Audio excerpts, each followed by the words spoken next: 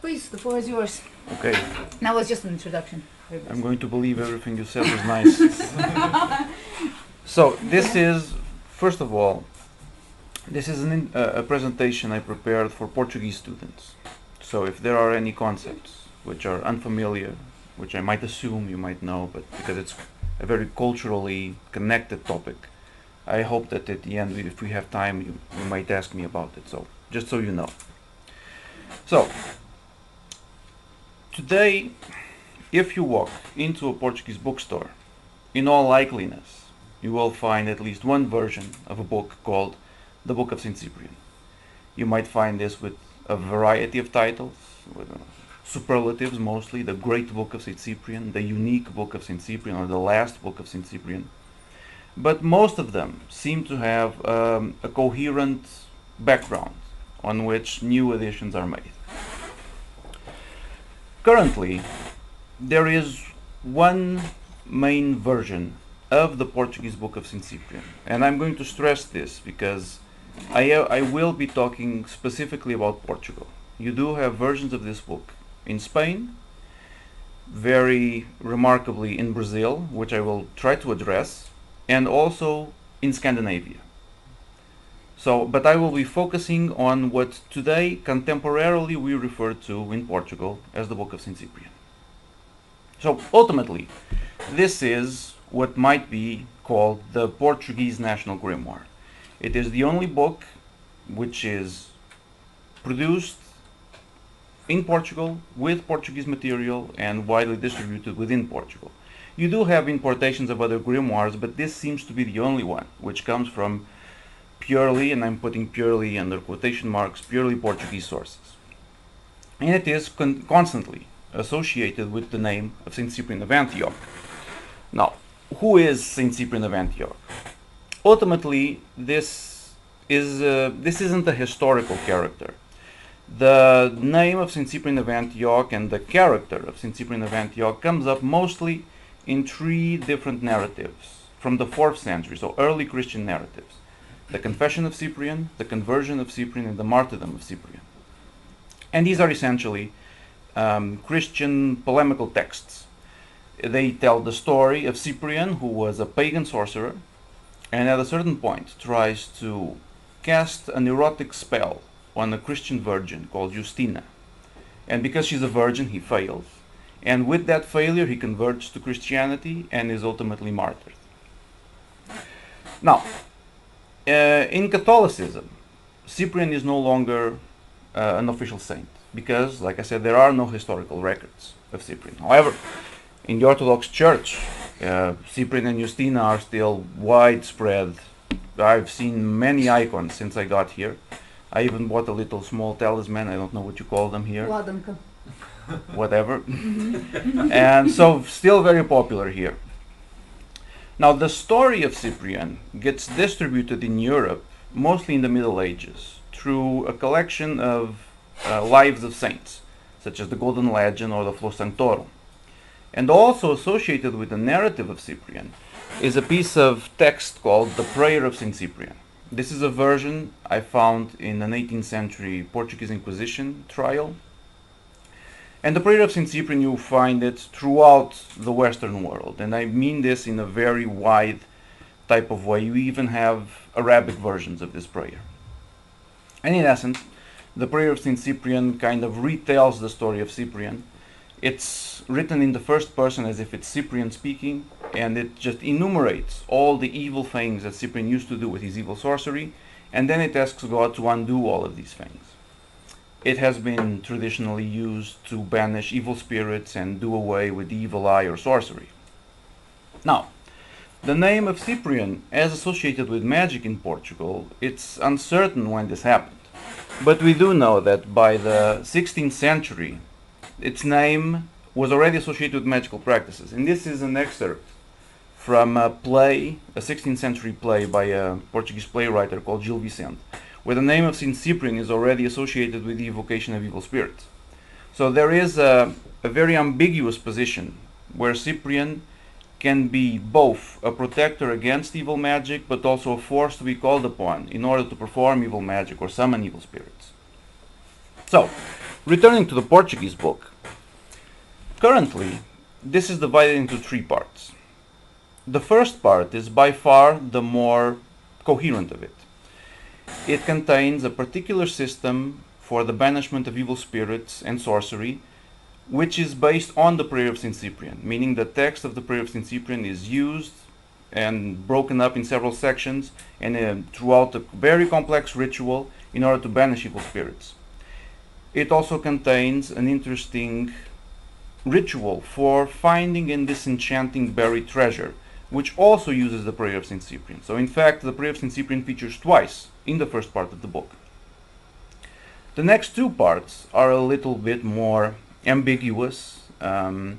You have several sections which refer to chiromancy or zodiacs or just collections of folk magics, some harmful, some erotic.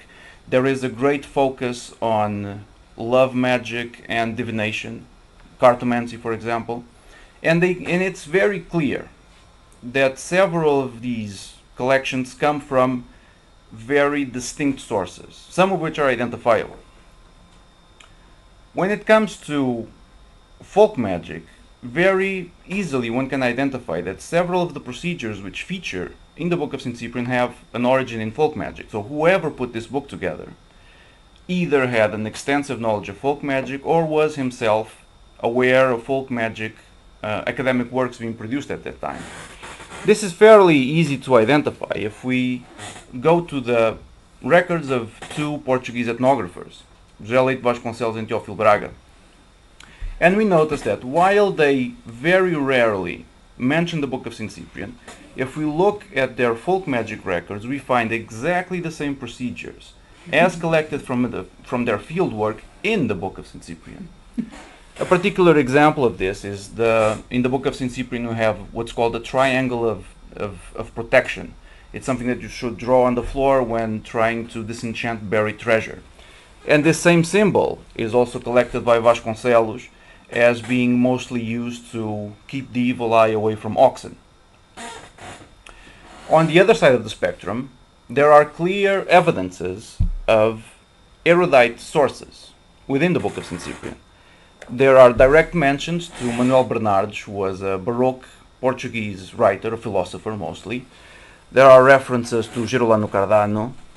There are items taken from the books of the Valencian mathematician Jerónimo Cortés, who was a man who wrote astrology books and books of natural secrets, and it's directly mentioned in the Book of Saint Cyprian. And another aspect which is quite unique to this type of book is that within the text of the Book of Saint Cyprian, occasionally the magical material will be broken and a narrative is introduced. These narratives, these small stories, mostly focus on Cyprian, and they either offer context for a sorcery that's about to be introduced, or they offer an example of how this sorcery might be done. But one particular narrative that it has is the narrative of the Witch of Évora, which is a completely inconsequential narrative. It's not doing anything in that book. It's just there. And this is a section of a book called The History of the Ancient Things of Évora, which is actually a satirical book. The book is just a fake story of the city of Évora, which is a city in Portugal. So it features the narrative of the Witch of Évora, and that narrative features in the book for no reason. Now, as far as the contemporary book goes, this is what we can easily identify as sources. However, my current work, doing research in the Portuguese Inquisition, even if the Book of Saint Cyprian is not my particular topic of research, occasionally I do find references and mentions to something either very similar to books of Saint Cyprian or just explicit mentions to the Book of Saint Cyprian, which offer further clues into the history of this book and how it was composed. Because ultimately, the question that we need to ask when confronted with the contemporary book is, how was this thing produced? How was this composed? Why were these elements selected? When and how? So, turning now to the Portuguese Inquisition, I'm just going to refer a small number of cases which I think offer some insight into the processes by which this book might have been eventually created. The first of these is from 1587, and it's in the city of Coimbra. It's actually about 3 Coimbra students, so they were my fellow Coimbranhos, 2 students of canon law and 1 student from the Jesuit college. And the story goes that Francisco Gonçalves, a student of canon law, at a certain point found himself in Salamanca, which is a Spanish city. Now this isn't strange by itself. This was in 87, and this was the period of dynastic union between Portugal and Spain. So the Castilian king had both crowns. So technically there weren't that many, borders were very flexible, and students from Coimbra and Salamanca would frequently visit their respective universities. So this wasn't a rare event.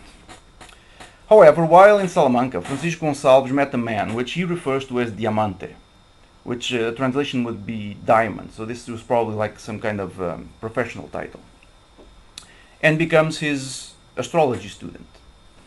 This is also interesting because in Iberia and South America, Salamanca, the city itself, is renowned for its legends about magic.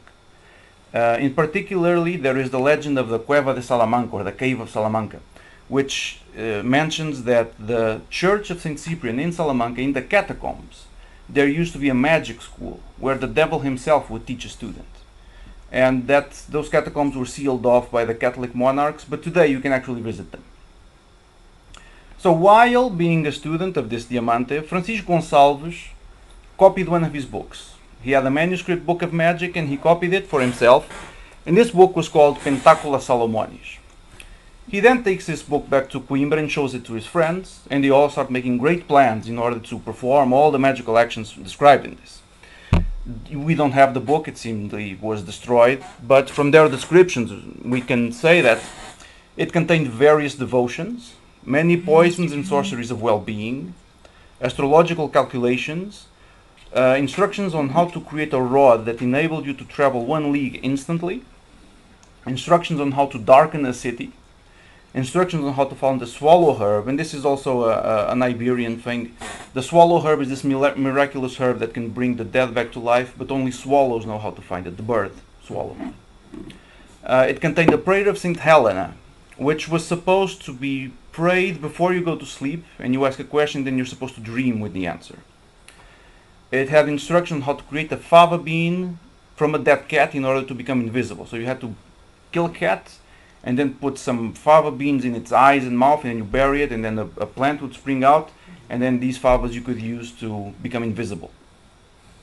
And it also had instructions on how to make a scroll to invoke the kings of East and West. Now what's interesting about all of this is that the procedure of how to create a fava bean is present in the Book of Saint Cyprian. It's present in the second part, and it's actually one of the sorceries that has the most, let's say it's mentioned with having one of the greatest powers in the whole book. But this shouldn't be strange in itself, as other scholars of Iberian magic, such as Maria Tauziet, I can quote her book Urban Magic in Early Modern Spain. She also notices this same procedure in Zaragoza, which is on the opposite side of the Iberian Peninsula. And she also offers a potential clue that this might have been brought into Iberia from France. So whatever it is, this seemed to be quite a popular magic procedure coming into Iberia during the early modern period.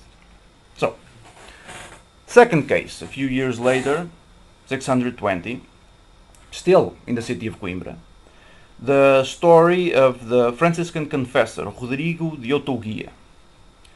Now this was an interesting case because while Rodrigo was brought to the Inquisition on accusations of magic, when the Inquisition actually started working on his case and they started looking for witnesses, turns out that Rodrigo de Otoguia was quite famous because in his quality of confessor, whenever he found himself confessing an attractive young woman, he would, and this is technical Inquisition language, have improper touchings with them. So many witnesses came forward.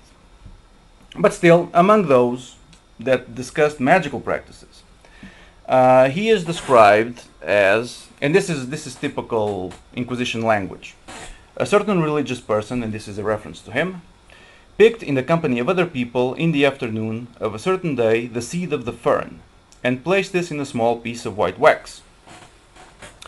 Rodrigo is also mentioned as having a small book written by hand in which he said he had written many things to which he, the witness, understood that this was sorcery, for the mentioned Friar Rodrigo had knowledge in conversation with some women who were said to be sorceresses.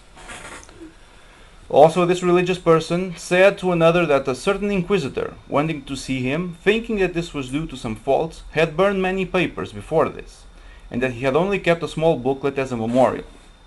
So what seemed to be the case was that Rodrigo had a small collection of manuscript magic books.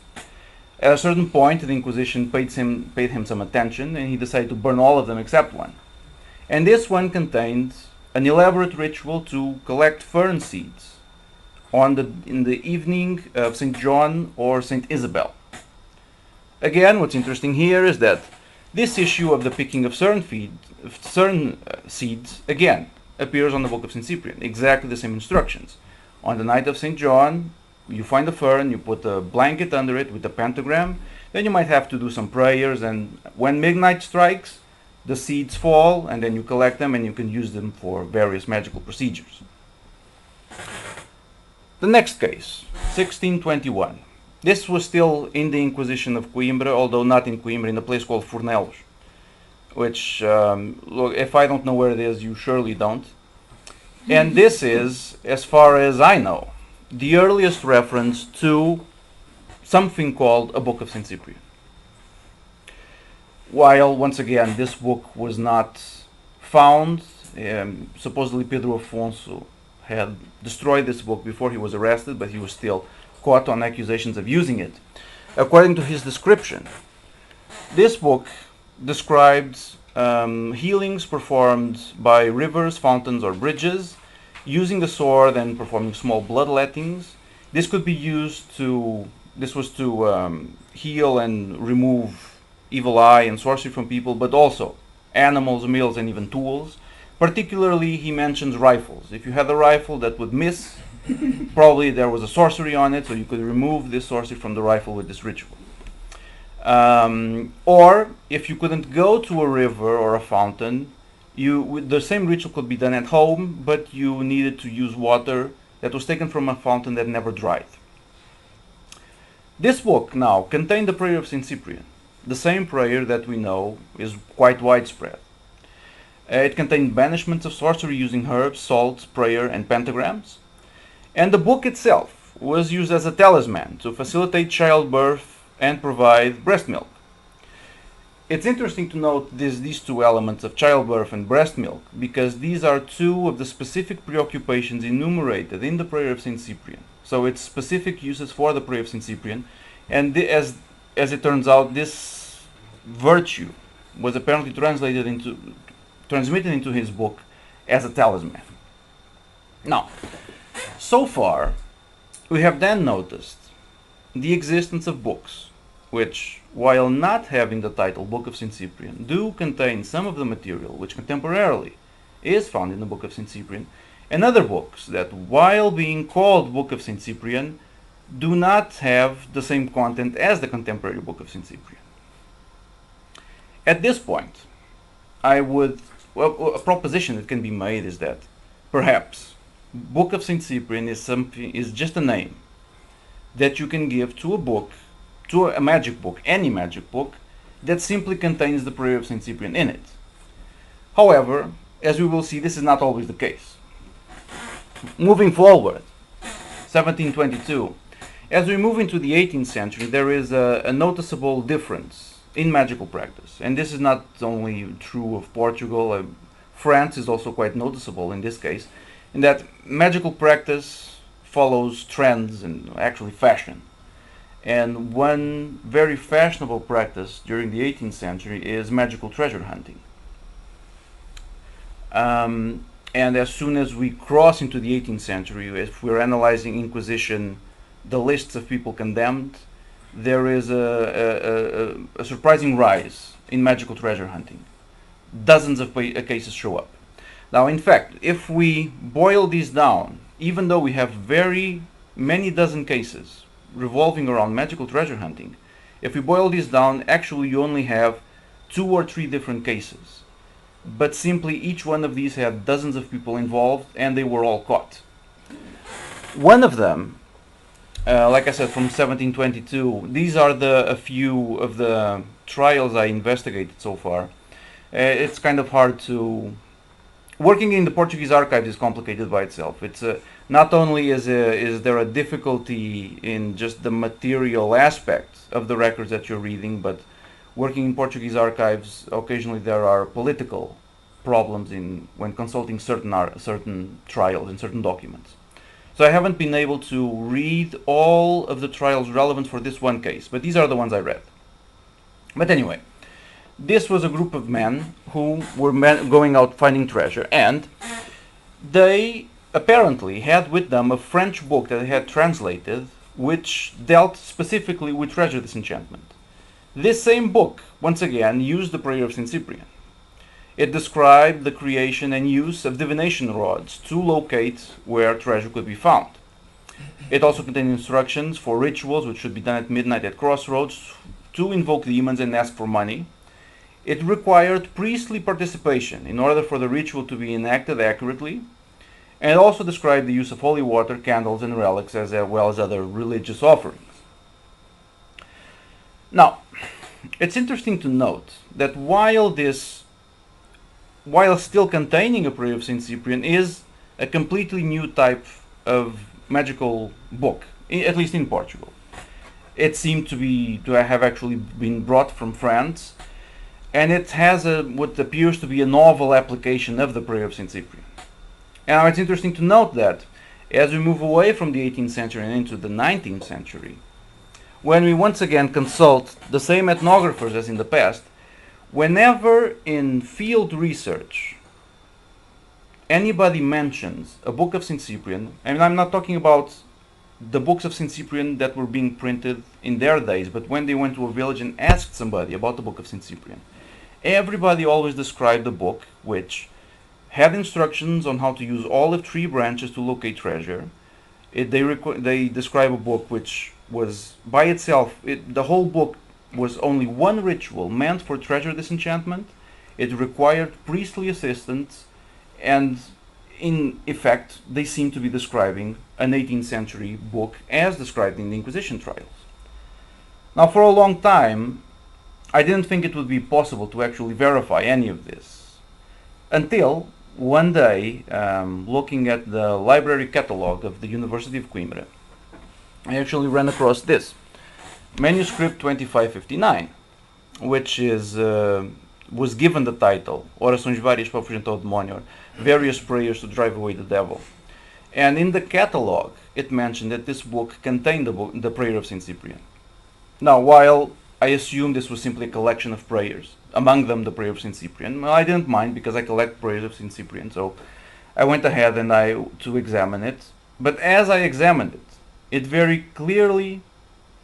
became very clear to me that, in fact, this wasn't a collection of prayers. This described one single ritual, which contained the prayer of Saint Cyprian, and it repeated it about 3 times throughout the whole text.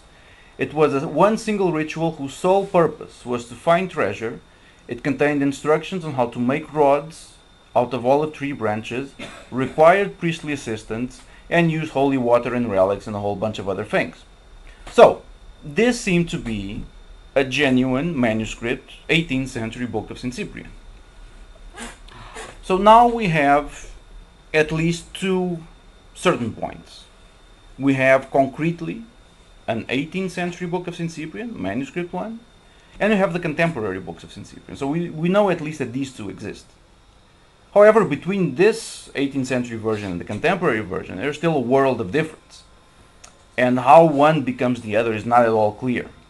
However, I have been able to find a few middle points, which do seem to shed some more light on how one book becomes the other. One other ethnographer, Francisco Martins Sarmento, again this is a contemporary of Vasconcelos and Braga, and he was not only an ethnographer. Sometimes he's considered the first Portuguese archaeologist. And he was from the city of Guimarães, which is in the Portuguese north. And there is an association there called Sociedade Sarmento. And they are the people responsible to take care of his legacy and promote his books and his work. And one of the things they have over there is the full collection of his field notebooks. And all of these, if you go to their website, you can see what's actually in them. They're not digitalized, but like notebook 1 will have notes taken in the village of whatever, in whatever date. So I was looking through all of these. And I found notebook 37, which they claimed contained Sarmento's notes on 2 books of Saint Cyprian. One which he called the Holy Father, and another one called the Book of King Saint Cyprian. So I eventually went up there to analyze his notes, and apparently what he describes as the book called Holy Father is actually a Portuguese translation and adaptation of a French grimoire called the Grimoire of Pope Honorius, with elements from another French grimoire called the Heptameron. But not only was it a translation of this book, it's also an adaptation for local circumstances. The whole ritual of the Grimoire of Pope Honorius is actually set down for the sole purpose of treasure hunting. This is a practice also described in this grimoire, but not to the extent in which the Holy Father presents it. Basically, it was an adaptation of this grimoire for the specific purpose of treasure hunting.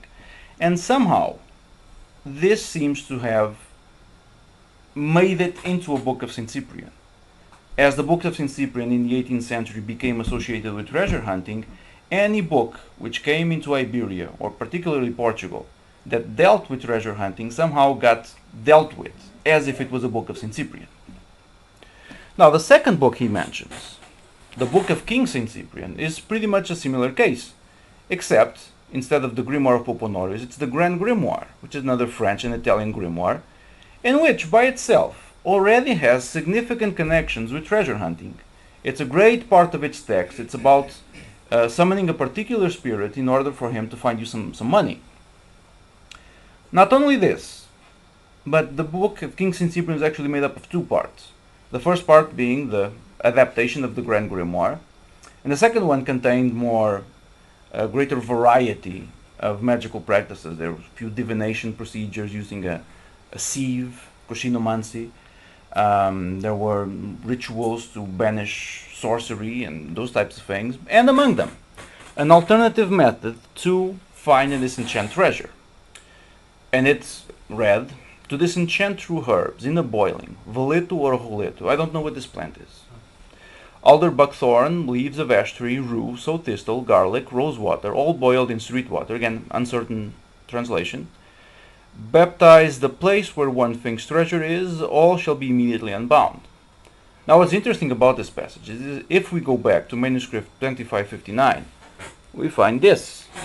Viloto or releto, again, I don't know what that actually is. Leaves of knotgrass, leaves of ash tree, tattleworth or celadine, sow thistle, onion, garlic, rosemary water, all of these boiled with border water, and very well spread around the place where one has suspicion that there are treasure, and these will immediately be unbound and disenchanted. So not only is the Book of King Saint Cyprian an adaptation of Grand Grimoire, it's also inserting itself quite explicitly into a tradition of magical books, of which manuscript 2559 is also a part of. And this also tells us that manuscript 2559 is not a sole instance, it's not a fluke, it's actually part of a literary tradition. And the continuation of this same procedure seems to be the proof of that. Now, a few other middle points can be found when you actually reach the printing press. Another ethnographer, Francisco Adolfo Coelho, in 1888, I think, yes, he published what is likely the first academic paper on Saint Cyprian traditions in Portugal. And I use academic quite loosely because he was not shy in giving his own personal opinion of the topic that he was addressing, and he was not positive about it at all. But anyway, he does mention a few printed versions of the Book of Saint Cyprian from his own time, a few of which I have no idea about. There are still a few mysteries around this. But also, what appeared to be an edition made in a manual press. So not so much a manuscript, but simply a manual press. And he gives an excerpt of this. And it's written in a somewhat broken Latin. So there's really no point in forcing yourself to read it. The important parts are this, that it mentions Lucifuge Rossose, which is likely a corruption of Lucifuge Rocofole, which is a spirit specifically dealt with great relevance in the Grand Grimoire. And it mentions 7 magical hours, which might be an indication of influence from the Heptameron. So what we seem to have here is the elements which make up the Book of King Saint Cyprian and the Holy Father are seen to have been brought together in this single book. Now, very shortly after this, we have the first properly printed Book of Saint Cyprian. This is the oldest known printed Book of Saint Cyprian. And it pretty much is exactly the same as the contemporary version, except that while the contemporary version has 3 parts, this has 2 parts. But these 2 parts are exactly the same as the first 2 parts of the contemporary book, apart from certain changes in language or organization. So what this book then is, it seemed to contain the use, a particular application of the prayer of Saint Cyprian to banish sorcery and evil spirits, as the Book of Pedro Afonso. It also contained a particular application of the prayer of Saint Cyprian to find treasure, as manuscript 2559. And then it also seemed to contain a variety of folk magic practices, which some of them are indeed folk magic practices, but others have, since the early modern period, somehow found their way into several unnamed or named magical manuscripts, which somehow get collected in the Book of Saint Cyprian. It's as if the contemporary printed book is a final crystallization of this whole variable tradition of magical literature, like several streams going to the same lake. At a certain point, somebody somehow managed to collect all of this material in one single book. Shortly after this 2-part book is created, we then have 2 main books of Saint Cyprian. The contemporary 3-part book shows up after this as an augmentation of the 2-part book, and it is the book that today we call the Book of Saint Cyprian. But at the same time, we have another book, which is actually quite small, just about 60 pages long, and it's pretty much a distillation of the 2-part book. It contains the ritual to banish evil sorcery and find treasure using the prayer of Saint Cyprian. Then has just a few divination procedures and really nothing more than that. Interestingly, when we analyze all the known editions of these books, we notice that the 3-part books are always printed in Lisbon, and the smaller 60-page books are always printed in Porto, which is a different Portuguese city. So this is a clear geographical distinction between these 2 versions of the book. Now, shortly after that, the Porto book disappears. The National Library has a copy. That copy is online. Actually, both these versions of the book are online on the website of the Portuguese National Library. But the Porto book disappears from print shortly after. But still, if we look at this book, the existence of this book does create a problem when you're trying to do academic work on the Book of Saint Cyprian. And this is something that took me a very long time to figure out. When you, once again, you go back to ethnographers, the same 2 men, Vasconcelos and Braga, every time they mention a printed Book of Saint Cyprian in their work, which is very rare, they always refer to the Porto version of the book. They themselves apparently did not realize that there were 2 versions of the book at the same time. And they just got the Porto version and assumed that all books of Saint Cyprian were like that, the printed ones. So when today that the only version of the book that's available is the Lisbon version, you try to read what other academics have written about it, and nothing matches. Actually, even Vasconcelos also offers a copy of the cover of the book that he studied. It's not the exact same edition, but what's written there is exactly the same. So these guys were just working in Porto and assuming that Lisbon had no specific book. Now, focusing on the Lisbon book, like I said, this has become the standard Portuguese edition. But still, what we know today, this wasn't itself a finished product. And there are a couple of instances that I know of that, in the same way that this book was an augmentation of the two-part book, we also have four-part books. And these are not really available at this point. I think sometimes you might find some of them in the Brazilian second-hand market.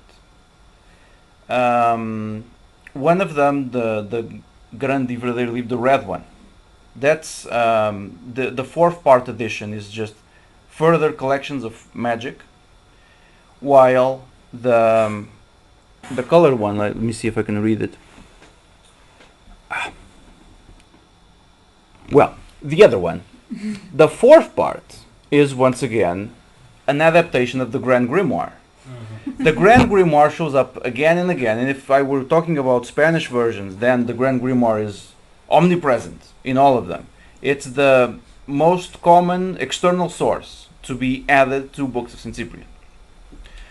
Beyond these four-part books, during this period, early 20th century already, the content of the Book of Saint Cyprian was constantly poached and broken up and reused in several small publications of periodicals and almanacs. This is the Almanac of the Sorceress, the Almanac of the Witch of Arruda, the True Almanac of the Sorceresses, the Almanac of Antimonica, the Almanac of Antimonica and Anti-Michaela, the Almanac of Saint Cyprian, and the True Almanac of Saint Cyprian. And these span a period from 1878 to 1921. And several of these had several issues, some of them ran for decades. And it's noticeable that the first issues of all of these usually are just copy-pastes from several procedures of the Book of Saint Cyprian. But as the numbers start following each other, we start seeing variations of the same procedure. Say that if it tells you to kill a black cat, the next number will tell you to kill a black dog, or will add a different prayer or a different herb. And at a certain point, a few of these will also start creating their own unique magical procedures. And I do consider that these are genuine and continuators of this literary tradition. Now, like I said, these end in 21. Shortly after this, in Portugal, there is a military coup, which leads into a national dictatorship, which then by 1932 becomes a Estado Novo, which is a right-leaning dictatorship.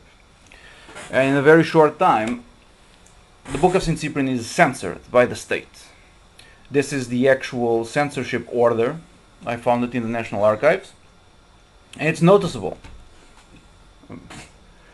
It's noticeable that it does not offer any justification for the censorship. Usually these reports were quite elaborate and there needed to be justification why this book was banished. It wasn't. It's just said that this book is out. As far as I know, I do think that the Portuguese editions of the Book of Saint Cyprian during the dictatorship, which lasted until 74, they did die out. The book completely disappeared. The only exception is one particular version which showed up in 1971. And this was by the Edições Afrodite, which is a historical publisher, a countercultural publisher, owned by a man named Fernando Ribeiro de Melo. And this was quite an individual. He was associated with surrealist artists, and he published everything from the Book of Saint Cyprian, Évola, the Marquis de Sade, Mazos, satirical and erotic poetry, everything he could get his hands on. It seemed like the only preoccupation that this man had was getting arrested. These are a few pictures from one of his press conferences where he was in a bathtub in his own house, and then you see some individuals there dressed as devils, and then a guy wearing women's underwear.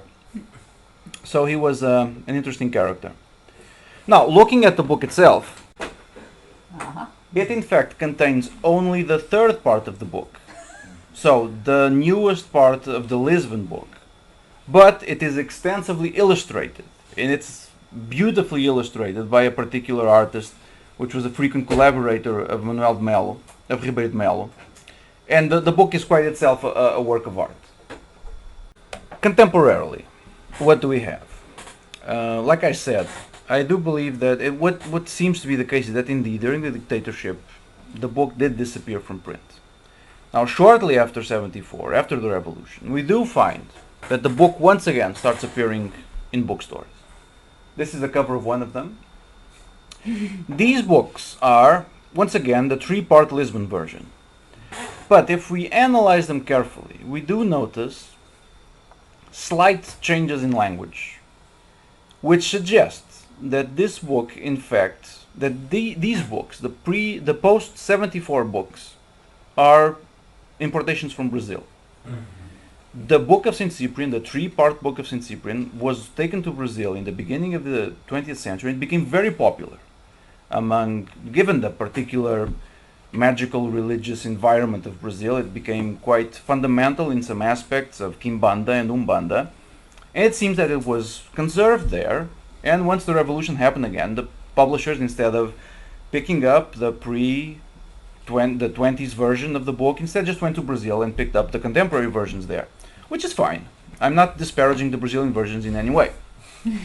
The only significant difference between these versions and the previous versions is that one single sorcery disappeared, which was a sorcery meant to make abortions. Disappeared from print. But fortunately, in the latest edition of the book, 2000... Did they disappear in Brazil? Or yeah. I believe so, yes. Uh-huh. I think so. But it once again returned in 2016, this particular edition, which seems to be a full reprint of the digitalized version that the National Library is making available. So a publisher did the leap, which publishers should have done after the revolution, instead of just imprinting one from Brazil, just went to the actual source and got it. And this in Portugal is where we're at right now. Now there is one other aspect which I think is relevant to mention, and that is Brazil. What do we have in Brazil? Like I said, the book was taken there in the 20s, or even before that, became very popular. And Brazil is a topic which is recurrent within the very book. If we analyze the third part of the book, which is the most recent part, there are already mentions to Brazilian magic and African magic, which is not present in the first two parts. So wherever the third part came from, there was already an influence from Brazil. Another case is one of the four-part books, the Grande e Verdadeiro Livro São Cipriano. The fourth part, while having a clear Portuguese perspective, the narratives that it presents are completely set in Brazil, which suggests that this particular version of the book was created by a Brazilian immigrant community in a Portuguese Brazilian community, a Portuguese immigrant community in Brazil. Now, as I said, the book has been used within the very particular religious magical environment of Brazil. And right now you have many, many versions of this book, which are constantly tailored and changed in order to fit very specific magical religious environments. These are some of them. All of these books, these and many, while having as a base the Lisbon book, they clearly have as a base the Lisbon book, they then add several other elements which refer back to elements of Quimbanda and Umbanda and whatever it is that whatever author wants to fit them to. But one other type of development that these books have in Brazil is that, given the particular practices of Umbanda and Quimbanda, where these are spirit possession cults, they have this extended pantheon of spirits, very plastic and very flexible, and mostly the cult functions through a process of possession. And given that the Book of Saint Cyprian itself claims to be a fragmented book, according to the narrative of Saint Cyprian, the 4th century narrative, that supposedly it says that Cyprian burned all of his books, but then this book claims to be, the book itself claims to be a reduced version of Cyprian's magical diary. Other characters and other elements within the book are taken by Brazilian authors as cues into making new varieties of this book. This is an instance of that. The book of the sorceress Athanasio. Athanasio is a name mentioned in the Golden Legend version of the story of Cyprian as one of Cyprian's former students in magic. And he then dies a horrible death. But anyway, since this name is mentioned in the tale of Cyprian as a student of magic, one of Cyprian's students, turns out he has a book. Another instance, and this is much more interesting, is the mention of the Witch of Évora, which is, like I said, an inconsequential narrative within the 3rd part of the book. Turns out the Witch of Évora has a whole bunch of books. Again, all of them have as a base the Book of Saint Cyprian, but then other further elements are added in order to make the Book of the Witch of Évora. And some narratives within Quimbanda mention that the Witch of Évora was actually one of Cyprian's masters. The Witch of Évora is also a particular case in the sense that she has become a pombagira. And the pombagira is a class of spirits worked in Quimbanda. And these are usually marginal spirits associated with, but not always, prostitution and illegal activities. And turns out that contemporarily you can apparently summon and incorporate the pombagira bruxa d'Évora. Cyprian himself is not immune to this process. And right now there are actually a few versions of Cyprian that are called upon and incorporated in Quimbanda and Umbanda. These are a few of his pontos, which is kind of a spirit signature. It's what you use to summon a spirit. And actually, you can call on Cyprian right now with a variety of skin colors. So Cyprian is by now a very well-established spirit in Quimbanda, not only as a single entity, but almost like a whole category of entities. Further, family of spirits. Kinda, yeah.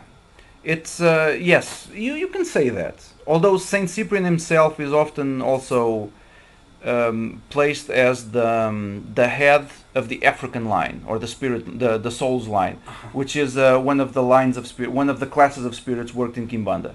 So he kind of similar to Petra Loa. No? Law-like, yeah? Yeah, like Loa, the Yeshus and all. Maybe like Eshu. Yeah, Yeshu, that's yeah. Particularly, Saint Cyprian, there's another narrative surrounding him, which features Eshu Meia-Noite.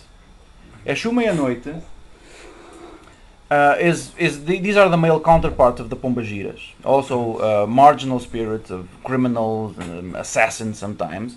And within the narrative of Quimbanda, it says that Eshu Meia-Noite was the master of Saint Cyprian.